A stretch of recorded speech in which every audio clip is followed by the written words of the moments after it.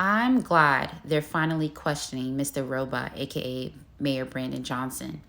Though, of course, he's just giving a scripted customer service response.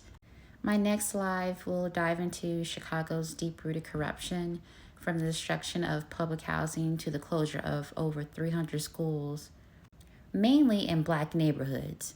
And it blows my mind because they close most of the schools in these black neighborhoods. They don't even update the books. Some kids can't even read beyond a third grade level.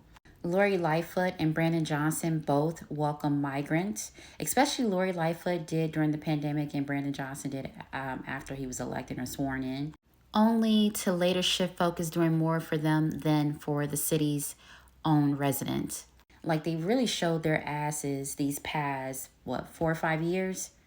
Meanwhile, Black Americans were being pushed out of their neighborhoods with properties stolen from them. There's a reason people voted differently in the 2024 election. Many Black women argue that you had to vote for the party, not the politician. But here's something to consider for my next live. If a party has controlled your city or state for over 60 plus years and corruption persists, how should you vote? If these elected officials represent that particular party, how should people vote? And yes, there are racists and sexists who vote red, but the same goes for those who vote blue. Chicago is the most segregated city in the nation. Do you really think only red voters are racist? Like, let's not be naive. Lastly, when you resort to fear-mongering, mention Trump for everything over the past 6 years, and your only argument is that no one wants a Black woman in office, despite the fact that we've elected Black Democratic officials, both men and women in many states, you lose the fucking argument. Stop being emotional and immediately resorting to accusations of racism when there are racists on both sides.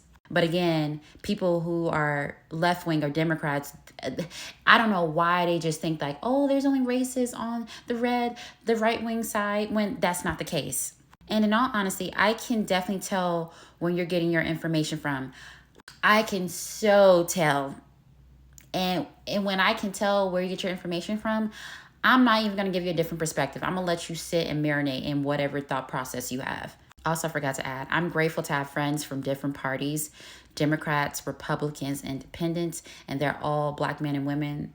The only difference, they're a bit younger though, and they can see different perspectives on things. To end with this video, if you want to unsubscribe after watching this video, feel free. Let's clean the house. I'm fine with that.